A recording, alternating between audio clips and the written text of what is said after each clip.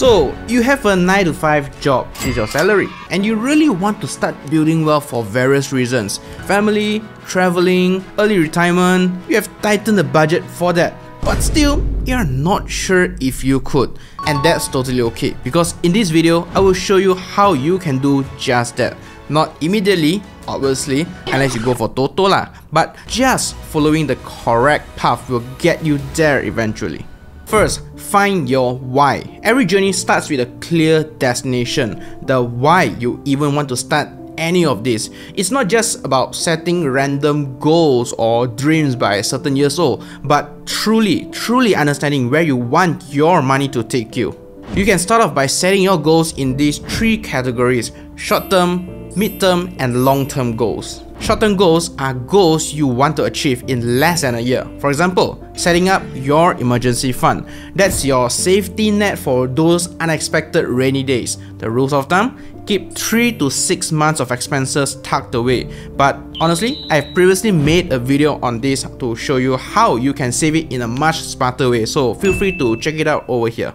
And within this short-term goals time frame, I would also suggest you to have a sinking fund to save up for personal goods like a new phone, new stuff for your home improvements, holiday, etc. And you know damn well, right, that some of these can easily take up to 2 to 3 months of our monthly salary. And over in the middle, we have mid-term goals where you set this up to try and achieve within the, say, next 1 to 5 years. This can include things like buying a car, house down payment, home renovation, wedding, etc.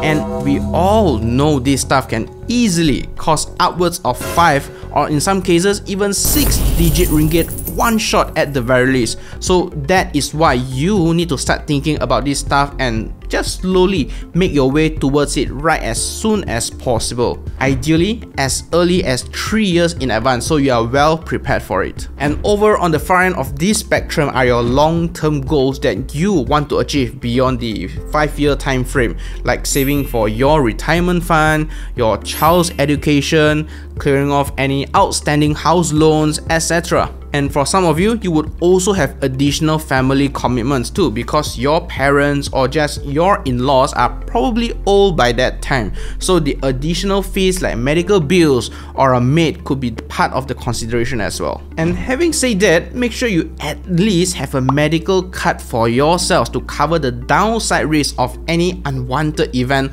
like an accident. We never know. So now that you know your why, isn't it much easier to figure out your how? And a big part of the how comes from budgeting. I'm sure many of you can relate to this. Every month we look forward to our salary coming in, but then comes all the deductions like phone bill lah, insurance lah, car loan, PTPTN student loan. The list goes on. And we think to ourselves, where did all my money go? Well, sometimes you just, buy some boba tea left and right. Now, don't get me wrong, I'm not saying that any of these are bad expenses. We need our medical cards, and getting by with a car is essential in my opinion. And I don't know about you, but I personally cannot go without my Spotify and YouTube Premium as well. So this is where budgeting is a game changer. Ever heard of the popular 50-30-20 rule for budgeting? Like 50% goes to essentials, 30% for the fun stuff like entertainment, and 20% goes straight to your savings. But think about it, let's challenge the status quo a bit. How about flipping it to 50% savings, 30% essentials, and say 20% for fun? I know it sounds extreme, but hear me out. When I say 50% savings, it might not be 50% entirely that goes into your cash savings account. You can actually take like half of it and then reinvest it into yourself, like learning a new skill, getting a new productivity gear like a phone or a MacBook or whatever, going for events or classes to improve your connections. The possibilities are endless, but just don't get tricked into joining some MLM, multi-level marketing business, or selling some health supplements. 9 out of 10 times, those people ultimately made losses and failed with those ventures. So now that you have got a budget, aka your roadmap to your goals, if you don't track your expenses, you are basically going down on this journey blindfolded. Just like a bodybuilder that doesn't track their macro and calories intake. So we don't want that, and I like to introduce you to my financial buddy, the Buddy app. In just about 5 to 10 minutes of setting it up, you can get a full view of your finances, from long-term expenses like housing to everyday expenses like makan. And not just expenses, remember to track how much you are reinvesting into yourself. Yes, spend into yourself for productive gains. Trust me, coming from experience, it will add up over time if you buy into those small gains day in, day out. Not sponsored by this Buddy app, it's just something that I use on a daily basis. Next, strategize your loan repayment plans by arranging the order in which you pay off your loans. How do you do it? Well, when we think of loans, we think of interest. My rule of thumb is to pay off high interest loans first, like credit cards, then personal loans. Not great, usually I try to avoid even getting one personal loan, and then only car loans because they are rather cheaper. And as you know, credit cards do bring many perks like instant cash rebates, air miles or reward points, but these perks, all in all, they can come at the price if you don't pay them off within a month's time. The interest charge for outstanding amounts can go up to 18% per annum, and that is 5 times more than the 3 to 4% that fixed deposits are paying us right now. So always pay off your credit cards on time and don't go overboard when you spend it. Personally, I'm a fan of clearing off my outstanding balance within say 2 weeks time, and that leaves me no room for missing my payments. There's also another popular repayment strategy that you can also check it out, which is Dave Ramsey's debt snowball method. And it basically means tackle your loans from the smallest to the largest amount. The trick is that once you settle off the small loans, you use that same money to tackle the bigger ones. Just imagine you have 3 loans right now: a car loan of 50,000 ringgit, iPhone installment plan of 6,000 ringgit, and also PTPTN student loan of 20,000 ringgit. With the debt snowball method, you prioritize on repaying in full the iPhone installment first, then the PTPTN student loan, and then only the car loan. Clear up from the small to the big loan. Very simple. The idea is that people will find this method more satisfying because they can see faster progress, and that is what we call the instant gratification. Read them up, it's a pretty interesting human psychology technique. Now, I want to share this really simple equation with you. Wealth equals to increased income plus decreased spending, and that can help you put everything that I have said up to this point into perspective. And get this, while most of us are so obsessed with the second part, decreased spending and counting every single cent and ringgit, many actually overlooked the first part, increasing their income. I mean, yes, managing our expenses is key to building wealth, but remember, there's a cap to how much you can save before you burn out or feel bored about it. But there's technically no cap to how much you can earn, except for your time and creativity, which can also be solved later on. And there are tons of ways to do this. The most obvious and easiest one is to sell more of your time, like getting a part-time job or an online side hustle that can match your time commitments and capacity. It won't necessarily be a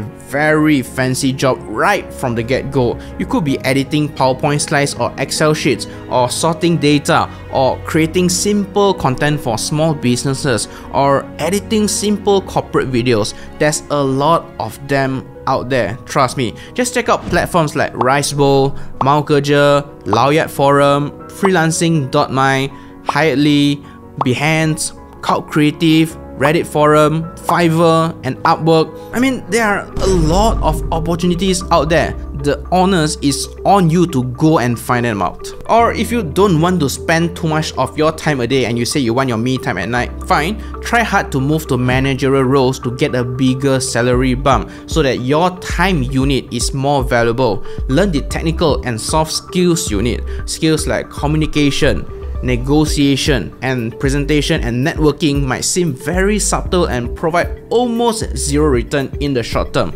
but trust me, it can almost 100% help you in moving up that corporate ladder if that's what you're into, as well as in pretty much everything else you do in life.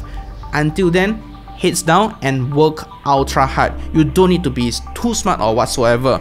Just put in the hours, be the hardest worker in the room, and you will succeed your own expectations faster than you think you could. And when you have amassed a respectable amount of soft skills and maybe a little bit more wealth, plus you have a steady stream of disposable income, please don't forget to treat yourself from time to time, but do it moderately. More importantly, don't ignore financial education, and don't ever stop learning about making money work for you instead, because part of growing your earning power is also, remember, knowing how to invest your money, how to evaluate risk, and also maximizing the power of your money. You can always start your investing journey with one of the safest options but still slightly beat inflation, like fixed deposits or money market funds. Not the greatest, but at least it's a starter. The annual inflation rate in Malaysia as of August is about 2%. Many of these FDs or money market funds do offer returns much higher than that,